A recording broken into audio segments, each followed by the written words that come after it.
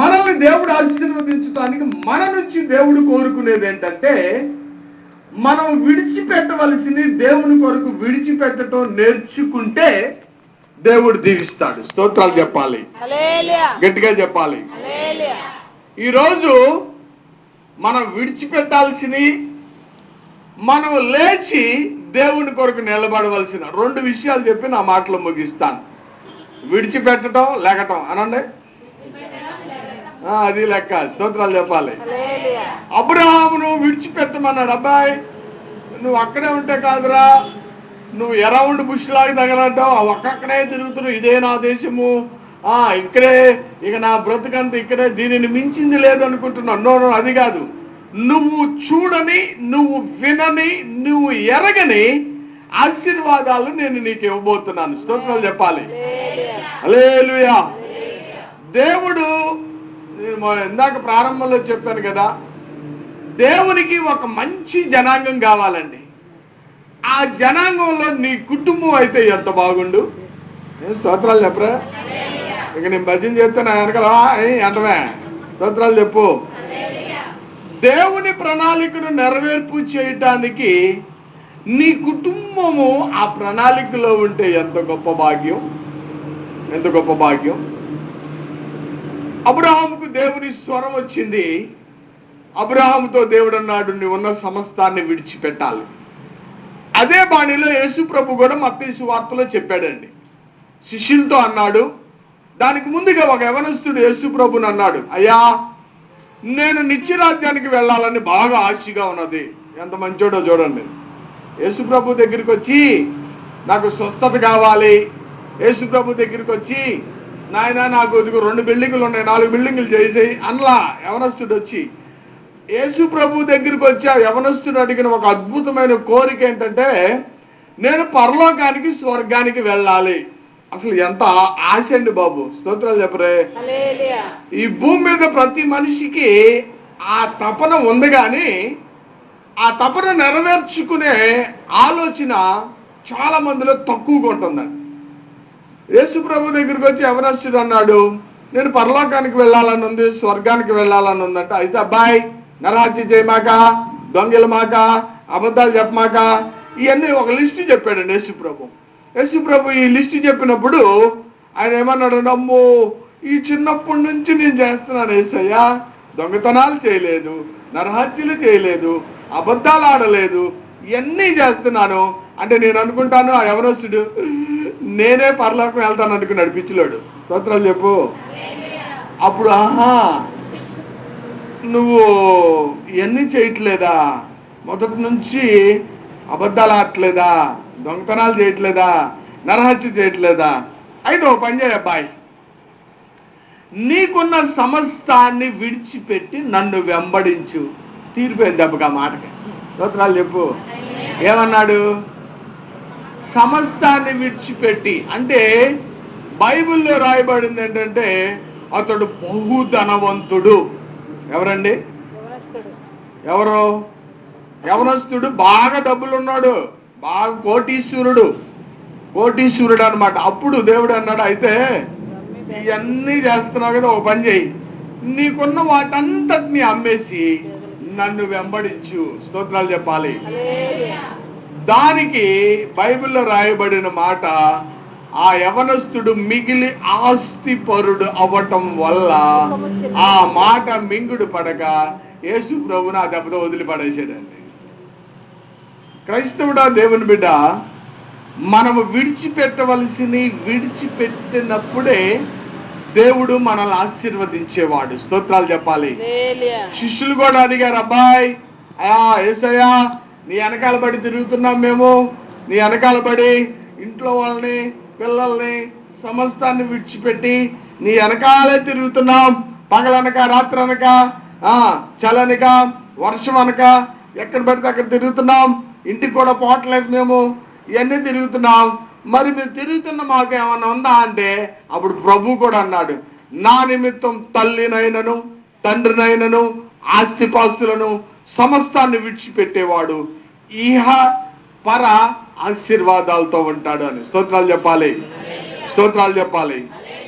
నువ్వు విడిచిపెట్టినంత కాలము స్టాంప్ వేసిన క్రైస్తవుడిగానే ఉంటావండి. స్టాంప్ వేసిన క్రైస్తవుడు అంటే ఏంటంటే ఏం లేదు, క్రైస్తవుడను అంతే తప్ప మనకి ఏ అవార్డులు కిరీటాలు దొరకవు. జ్ఞాపకం పెట్టుకోండి.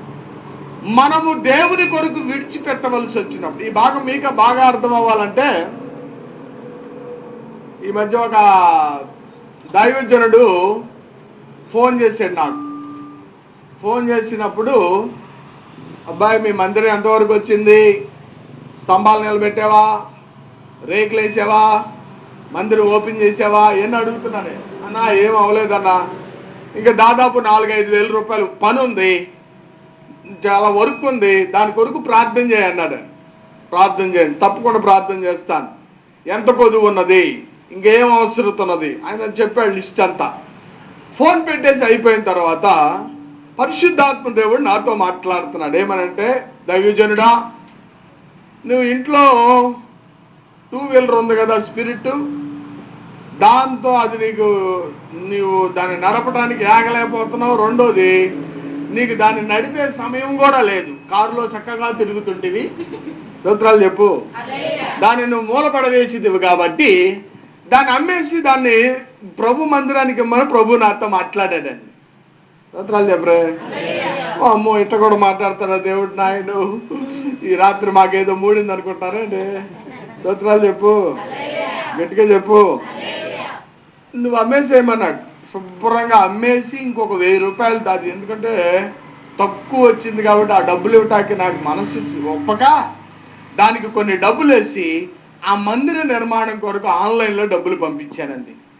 దేవుడు నిన్ను విడిచిపెట్టమన్నప్పుడు నువ్వు దేవుని కొరకు ఒక త్యాగం చేయవలసి వచ్చినప్పుడు క్రైస్తవుడా నువ్వు ఆ త్యాగాన్ని చేయగలిగితే దేవుడు నీ పట్ల చేయనుద్దేశి అసలు క్వాలిఫికేషన్ ఏంటంటే అదండి.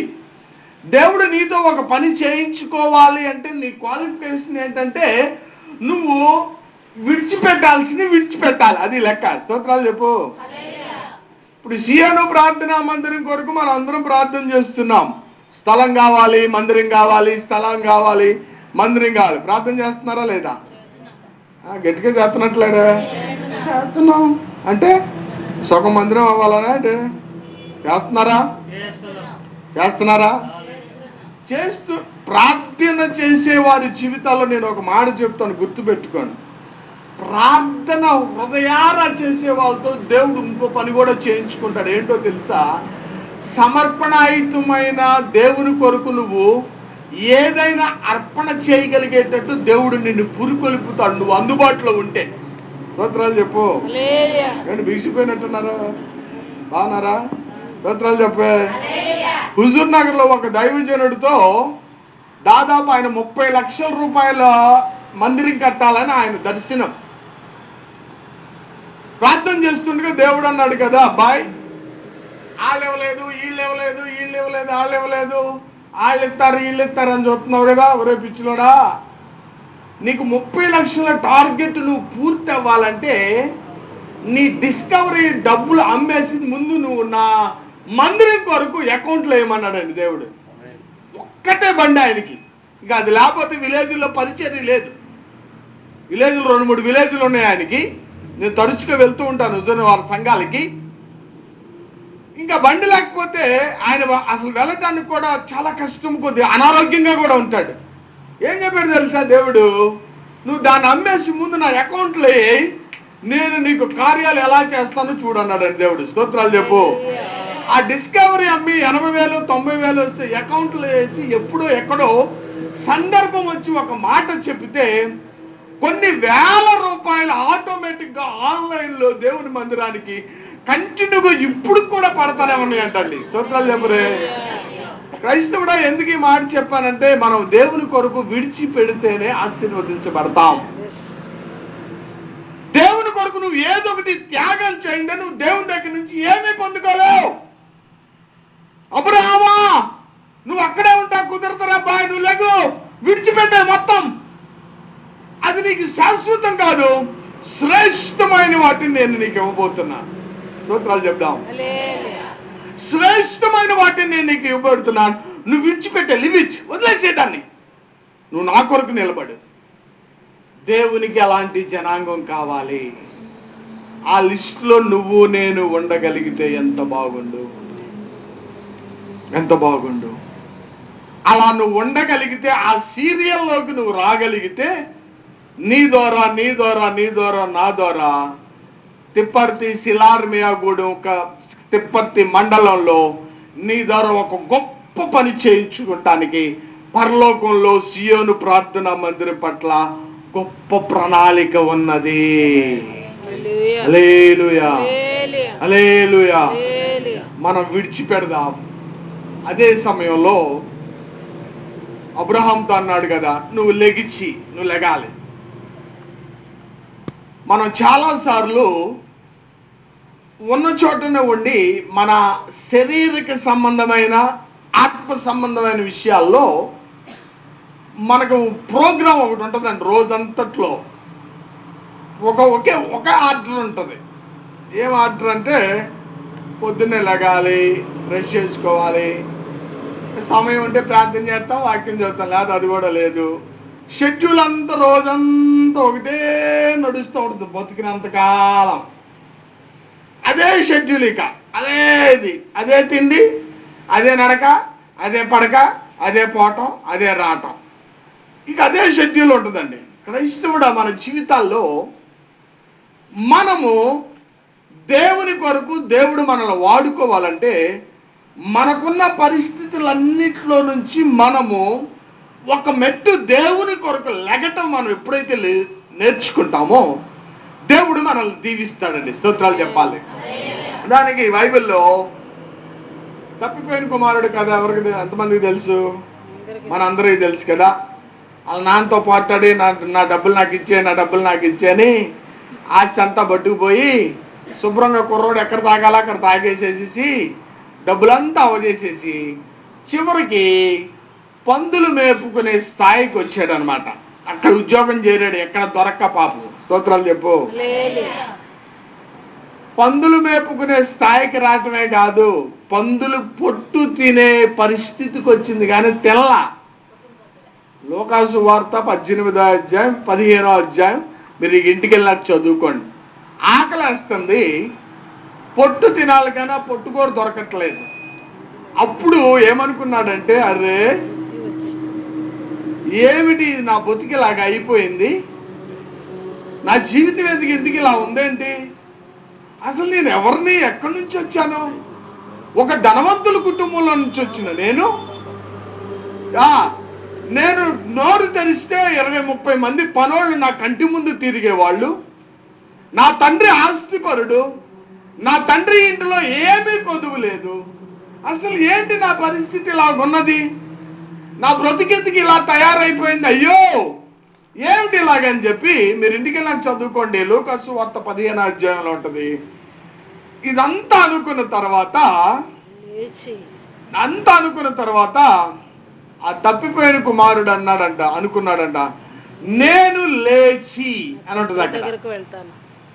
ఏమనుకున్నాడు? గట్టిగా చెప్పరే. నేను లెగిస్తాను, ఇక్కడ ఉండటానికి నేను అర్హుణ్ణి కాదు, నేను ఇక్కడ ఉండే స్థలం నాది ఇది కాదు, నేను ఉండాల్సిన స్థలం ఇది కాదు, ఉండవలసిన స్థలం ఇది కాదు, నా స్థలం పాటలు వేరు, నా జీవితం వేరు, అయితే నేను ఇక్కడ ఉన్నాను, లేచి నా తండ్రి దగ్గరికి వెళ్తాను అని తనున్న స్థాయిలో నుంచి కుమారుడు లెగిచాడు. క్రైస్తవుడు ఇక్కడ ఒక విషయం మనం నేర్చుకోవాలి. మనం ఎప్పుడు అక్కడే ఉండి దానికే అలవాటు పడే కంటే నువ్వున్న స్థితిలో నుంచి నువ్వు లేచి, తప్పిపోయిన కుమారుడు ఎక్కడ తప్పిపోయాడో తను లిస్ట్ అవుట్ చేసుకున్నాడు. అది ఎక్కడ తప్పిపోయా నేను, అసలు నేను తప్పిపోవటానికి కారణం ఏంటి అని తను పరిశీలన చేసుకున్నాడు. మనం రోజు పరిశీలన చేసుకోవాల్సిన ఒక అద్భుతమైన విషయం ఏంటంటే, నేను ఎందుకు ఆశీర్వదించబడట్లేదు, ఏ విషయంలో తప్పిపోయాను? దేవుని మందిరానికి వెళ్ళే విషయంలోనా, అది సమయానికి వెళ్ళే విషయంలోనా, దేవుని సన్నిధికి వెళ్తున్నా నేను ప్రార్థన చేసుకునే విషయంలోనా, వాక్యానుసారంగా నా బ్రతుకును కట్టుకునే విషయంలోనా, నా దేవునికి ఇవ్వాల్సిన ఇచ్చే విషయంలో నేను వెనకబడి ఉన్నానా, దేవునికి ఇస్తున్నానా? చాలా మంది దేవునికి ఇవ్వరండి. నేను అంటాను, మీరు ఏమైనా అనుకోండి, దేవుని సొమ్ము నీ బీరువాలో పెట్టుకున్నావో, నీ బీరువాలో ఉన్న నీ డబ్బులు కూడా అది తినేస్తుంది. అర్థమైందా లెక్క? పత్రాలు చెప్పు. అంటే నీ బీరువాలో దేవుని సొమ్ము పెట్టుకుంటే యాసిడ్ బాటిల్ పెట్టుకున్నట్టే. పత్రాలు చెప్పే, ఏం పెట్టుకున్నట్టు? యాసిడ్ బాటిల్ సెంట్ వస్తుందా? పొరపాటును ఒలికిందే అనుకో, మొత్తం శుభ్రంగా తినేస్తుంది. దేవుని డబ్బులు నీ బీరువాలను నువ్వు పెట్టుకుంటే ఏమవుతుందంటే, నువ్వు దాచుకున్న 10,000 20,000 అవి కూడా తినేస్తుంది అది. పత్రాలు చెప్పు. అందుకనే అన్నాడు, నా డబ్బులు నాకు ఇచ్చేయండి అబ్బాయి, నేను మీకు ఆకాశపు వాకిళ్లను విప్పుతాను అన్నాడు. స్తోత్రాలు చెప్పు. నువ్వేమో ఊపుకుంటా ఇప్పేదేమో గుప్పులి, ఆయన వాగ్దానం ఏం చేశాడు? ఆకాశపు వాకిళ్ళు ఆయన ఏమి విప్పుతానన్నాడు? గట్టిగా చెప్పరా. మనమేమో ఎవరు కనపడకుండా. ఒక ఆయన అన్నాడు, ఎవరన్నా ఇక్కడ కానుకేసేవాళ్ళు సౌండ్ లెస్ కానుకేయండి అన్నాడండి. అంటే కొంతమంది టప్కి వేస్తా ఉంటారు కింద, ఊగా ఎనపెట్టి చేయించారనుకో మాస్టర్ గారు, ₹10 రూపాయి 5 రూపాయలు బిల్లు అయితే ఏం మోతలు వస్తాయి? తక్కువ మోతలు వస్తాయి. సౌండ్ లెస్ అంటే పెద్ద కాగితాలు వేయాలి. స్తోత్రాలు చెప్పు, గట్టిగా చెప్పు. మనం దేవుని సొమ్మును తినకూడదండి. దేవునికి ఎటు ఏ క్రైస్తవుడు అయితే నేర్చుకుంటారో, ఇబ్బంది అయినా ఇరుకైనా కష్టమైనా సరే దేవుడు ఆ బిడ్డలను ఆశీర్వదించేవాడు. స్తోత్రాలు చెప్పాలి, గట్టిగా చెప్పాలి.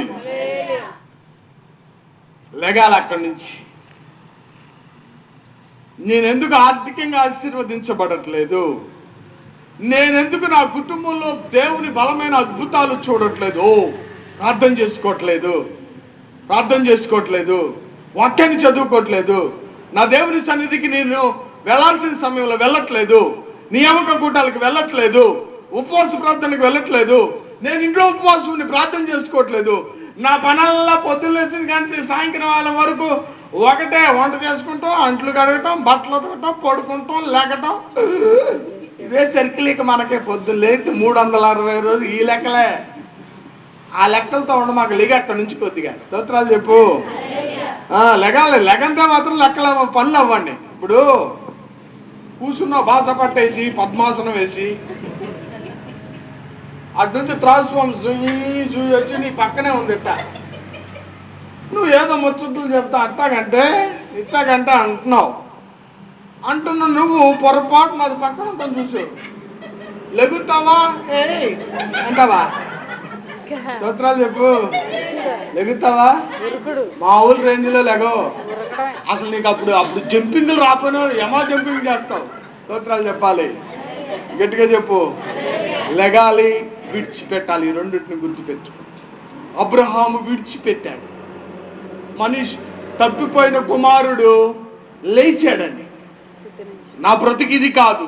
మనం చాలాసార్లు తప్పిపోయిన కుమారుని గురించి తప్పిపోయాడు, పందులు పొట్టి తిన్నాడు, అలాంటప్పుడు ఎత్తిపోయాడని తప్పిపోయిన కుమారు మీద పడి ఎడుస్తాం. కానీ తప్పిపోయినాడు బాగానే తిరిగి వచ్చాడు. వీడు ఇంట్లో ఉన్నాడు, రోగం వచ్చింది తెలుసా? ఆడు తిరిగి వచ్చాడు, చక్కగానే ఉంటే ఇంట్లో ఉన్నాడు. ఆడొస్తే మేకను కోసాడు, ఎద్దును కోసాడు, రింగెట్టాడు, వస్త్రాలు పెట్టాడు అని వీడికి పక్కన చేయలేడండి. ఇంట్లో ఉన్నాడు, రోగం వస్తుంది. ఇంకోటి ఏంటో తెలుసా? అనేక మంది ప్రజలు మేము దేశవ్యాప్తంగా చూస్తున్నాం, ఆకలి కొంటున్నారు యేసు ప్రభు గురించి. మేము ఏసై దగ్గరికి వస్తామని కొన్ని 100 మంది సువార్త విని ప్రభు కోసం బ్రతకడానికి తీర్మానాలు చేసుకుంటే ఈ దేవుని ఇంట్లో ఉన్న నీకు మనక రోగం వస్తుంది. స్తోత్రాలు చెప్పే. మనకు రోగాలు వస్తున్నాయి. వాడు ఎక్కడి దాకా వస్తున్నాడు, బయట ప్రజలు ఇక్కడి దాకా వస్తున్నారు. వచ్చి నిన్ను నన్ను మన అవతారాలను చూసి వీళ్ళ బతుకంత ఇంతేనా వెళ్ళిపోతాడు. నా నామము అన్యుల ఎదుట మీ ద్వారానే దూషణ పాలవుతుంది. స్తోత్రాలు చెబుదాం. క్రైస్తవుడా, దేవుని బిడ్డ, దేవుని కొరకు విడిచిపెట్టే వ్యక్తిగా ఉండాలి. ఈ రోజు వరకు నువ్వు ఎలాగున్నావో నాకు తెలియదు, కానీ నువ్వు ఏ రకమైన ఆశీర్వాదాలు దేవుని దగ్గర నుంచి పొందుకోవాలని, ఏం పొందుకున్నావో నాకు తెలీదు, ఏమి పొందుకోవాలని ఎదురు చూస్తున్నావో నాకు తెలియదు, కానీ విడిచిపెట్టాలి. మా పిల్లల విషయంలో ఇప్పుడు వాళ్ళకి చెప్పలేదు, కానీ మా పిల్లల విషయంలో మేము కలిగి ఉన్న ఆలోచనలు ఏంటో తెలుసా? వారిని దేవుడు వాడుకుంటానికి వాళ్ళని ఎక్కడికి పంపించమన్నా, దాదాపు ఒక 2-3 దేశాలు దాటి ఎక్కడికైనా వెళ్లాల్సి వచ్చినా ఈ రోజు వరకు కూడా వాళ్ళని పంపించడానికి మేము సంసిద్ధంగా ఉన్నామండి. స్తోత్రాలు చెప్పాలి. విడిచిపెట్టాలి. నీ పిల్లలను, ఆస్తి, నీకున్న సమస్తాన్ని దేవుని కొరకు విడిచిపెట్టడానికి మనం ఎప్పుడు సంసిద్ధం అవుతామో. చాలా మంది, ఎందుకంటే తెలంగాణ, ఆంధ్రప్రదేశ్లో నాకు తెలిసి ఒక 150 మంది 200 మంది సేవకులు నాకు తెలిసి అండి తిరుగుతుంటాం. కాబట్టి వాళ్ళందరూ సమస్యలు చెప్తూ ఉంటే, చాలా సమస్యలు చెప్తూ ఉంటారు వెళ్ళినప్పుడు. అన్నా ఇదిగో ఈ అవసరం ఉంది, ఈ అవసరం. నాకు ఒక్కోసారి ఏ ఉద్రేకం వస్తుందంటే, నల్గొండ రాగానే నా కారు అమ్మేసి, నిజమండి, వాళ్ళు ఏడుస్తూ ఉంటే, వాళ్ళు పడుతున్న బాధలు చూస్తే అయితే ఇందులే కొన్నాళ్ళు మెగాఫోను ఆ బ్యాగ్ పట్టుకొని నడిచి వెళ్దాం, ఏం పోయింది? నా కారు అమ్మేసేసి వాళ్ళకి ఇస్తే బాగుండు. దేవుడు అన్నాడు, నోరు మూసుకోవాలి, సంగతి నేను చూసుకుంటా అన్నాడు దేవుడు. స్తోత్రాలు చెప్పు. అమ్మాల్సినప్పుడు అమ్ముదుగాలే కుర్రోడా, ఇప్పుడైతే కాస్త నిదానంగా ఉండు. స్తోత్రాలు చెప్పు. ఆ మనసు కలిగి ఉందామండి దేవుని కొరకు విడిచిపెట్టడానికి. దేవుని కొరకు విడిచిపెడతాను. నేను ఈ మాటను చెప్పి ముగిస్తాను. మీ కుటుంబాల్లో ఉన్న ప్రథమ ఫలాలు, అబ్బాయో అమ్మాయో మీరే చూసుకోండి. మీ కుటుంబాల్లో ఉన్న ప్రథమ ఫలాల విషయంలో దేవుడు ఒక గొప్ప ప్రణాళిక కలిగి ఉన్నాడు. మీ ప్రథమ ఫలాలు దేవునికి కావాలండి. స్తోత్రాలు చెప్పరే. మీ ఇంట్లో ఉన్న ఆడపిల్లలో, మగపిల్లలో ప్రథమ ఫలాల విషయంలో వాళ్ళని దేవునికి విడిచిపెట్టండి. అంటే మిగతా వాళ్ళని అనాథలుగా చేయమంటారండి అని అది కాదు లెక్క. ప్రథమ ఫలము దేవుందండి. స్తోత్రాలు చెప్పాలి. మనం వద్దన్నా కాదన్నా వాళ్ళని దేవుడు ఏదో ఒక రీతిగా వాడుకుంటాడు. జాగ్రత్త సుమా. ఆడు ఇంజనీర్ అవ్వాలి, అమెరికా వెళ్ళాలి, అమెరికా వెళ్ళి అమెరికా ప్రెసిడెంట్ పడగొట్టి ప్రెసిడెంట్ అవ్వాలి అనే లెక్కలు పక్కన పెట్టు. నీ బిడ్డ, నా బిడ్డ, నా కుమారుడు, నా కుమార్తె నా దేవుని కొరకు బ్రతకాలి అనే జీలు కలిగి ఉండాలండి. స్తోత్రాలు చెబుదాం, గట్టిగా చెబుదాం. ఎందుకంటే ఇప్పుడు మేము చూస్తున్న సేవకులు ఫిలిప్పయ్య గారు కానీ, లాజరస్ అయ్య గారు కానీ, ఈ పిల్లలందరినీ చూస్తుంటే ఎంతో ముచ్చటేస్తుందండి. దేవుని కొరకు ఇలాగ వాడబడే వ్యక్తులు మేము చాలా దేశాలు, ప్రాంతాలు తిరుగుతుంటాం కదా, వేళ్ల మీదనండి, వేళ్ల మీద అతి తక్కువ మంది యవనస్తులు దేవుని కొరకు వాడబడుతున్నారు. చాలా మంది భ్రష్టులైపోతున్నారు. నాశనానికి జోగుతున్న అన్ని లక్షల యవనస్తులను దేవుని కొరకు సంపాదించాలి అంటే, క్రైస్తవుడా, దేవుని బిడ్డ, నీ బిడ్డలు దేవునికి కావాలి. దేవుని కొరకు ఒక రోషం కలిగి పనిచేసే జనాంగం దేవునికి కావాలి. పరలోకం నుంచి దేవుడు భూమి మీద ఇలా చూసినప్పుడు అబ్రహాము దొరికాడండి దేవునికి. స్తోత్రాలు చెప్పాలి. ఈ నూతన నిబంధన కాలంలో తిప్పర్తి మండలంలో ఆయన తన కనుదృష్టి ఉంచినప్పుడు, నువ్వు నేను దొరికితే ఎంత బాగుండు, ఎంత బాగుండు, ఎంత బాగుండు అనే దాని వెనకాల నువ్వు దేవునికి అందుబాటులో ఉంటే ఎంత బాగుండు, నువ్వు దేవునికి అందుబాటులో ఉంటే ఎంత బాగుండు. అందుబాటులో అంటే ఎప్పుడు దేవుడు విడిచిపెట్టమంటే, ఎప్పుడు నిన్ను దేవుడు లేగమంటే లేగాలండి, అదే అందుబాటు అంటే. స్తోత్రాలు చెప్పు. క్రిస్మస్ రోజే లెగిచేదను, గుడ్ ఫ్రైడేకే లేచేదనంటే కుదరదు. స్తోత్రాలు చెప్పు. మన లెక్కలేమి ఇయ్యే. గుడ్ ఫ్రైడే, ఈస్టర్, ఇంకా మన పండుగలు ఉన్నాయిగా, ఈ పండుగలకే మనం లేచేద్దాం. అప్పుడు బట్టలు అప్పుడే కొత్తవి కొనేద్దాము. మిగతా రోజులేమి. స్తోత్రాలు చెప్పు. రోజు లేగాలి దేవుని కొరకు. స్తోత్రాలు చెబుదాం. రోజు విడిచిపెట్టాలి దేవుని కొరకు. స్తోత్రాలు చెప్పు. అటువంటి వారిని దేవుడు దీవించడానికి ఆయన సంసిద్ధుడై ఉన్నాడు. చూడండి, అబ్రహాము విడిచిపెట్టాడు. మీరు ఇంటికి వెళ్ళని చదువుకోండి. 13వ అధ్యాయంలో ఎంతగా ఆశీర్వదించాడో తెలుసా? అబ్రహాము, లోతు వారు కలిసి నివసించటానికి వీలు లేనంత విస్తారమైన దీవెనలతో దేవుడు అబ్రహామును ఆశీర్వదించిన. ఆ వచనం చదవండి, ముగించుకుందాం. 13వ అధ్యాయం, ఆదికాండం 13వ అధ్యాయం మొదటి నుంచి చదవడం, లేకపోతే ఏం కాదు.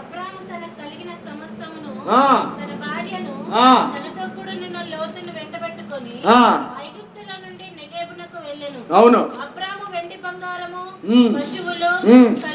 పశువులు కలిగి బహు ధనవంతుడై ఉండెను. అతడు ప్రయాణం చేయుచు దక్షిణం నుండి బేతేలు వరకు, అనగా బేతేలునకు హాయికి మధ్య తన గుడారము మొదట ఉండిన స్థలము వరకు వెళ్ళి తాను మొదట బలిపీఠమును కట్టిన చోట చేరెను. అక్కడ అబ్రాము యెహోవా నామమున ప్రార్థన చేసెను. అబ్రాముతో కూడా వెళ్ళిన లోతుకును గొర్రెలు, గొడ్లు, గుడారములు ఉండెను గనుక వారు కలిసి నివసించుటకు ఆ ప్రదేశము చాలకపోయాను. స్తోత్రాలు చెప్పాలి. ఎందుకనగా వారి ఆస్తి వారి కలిసి నివసించలేనంత విస్తారమై ఉండను. స్తోత్రాలు చెప్పాలి. నీకు విస్తారమైన దీవెనలు, ఆస్తి కావాలి అంటే క్రైస్తవుడా విడిచిపెట్టు. నువ్వు దేవుడు అబ్రహామును ఆశీర్వదించినట్టు ఆశీర్వదించాడా? దేవుడు నిన్ను లెగమన్నప్పుడు లెగు. దేవుడు నిన్ను చేయమన్నప్పుడు చెయ్యి. దేవుడు నిన్ను ప్రేరేపించినప్పుడు, నిన్ను పురికొల్పినప్పుడు, లోపల నిన్ను ప్రేరేపించినప్పుడు, లోపల నిన్ను ఒక పని చేయమని ఆయన నీకు తపన, ప్రేరేపణ కలిగినప్పుడు ఆ పని చేయటానికి నువ్వు ఎప్పుడైతే అందుబాటులో ఫ్లెక్సిబుల్ గా ఉంటావో దేవుడు నీ ద్వారా గొప్ప కార్యాలు చేయించడానికి ఆయన ఎప్పుడు సంసిద్ధుడై ఉన్నాడు. స్తోత్రాలు చెబుదాం. విడిచిపెట్టే కృపను, దేవుని కొరకు లేచే కృపను, దేవుని కొరకు విడిచిపెట్టే అభిషేకాన్ని దేవుడు మనందరికీ సమృద్ధిగా 2014-15 సంవత్సరాల్లో దేవుడు సమృద్ధిగా అంటే అభిషేకంతో దేవుడు నిన్ను నన్ను నింపి నడిపించును గాక. ఆమేన్.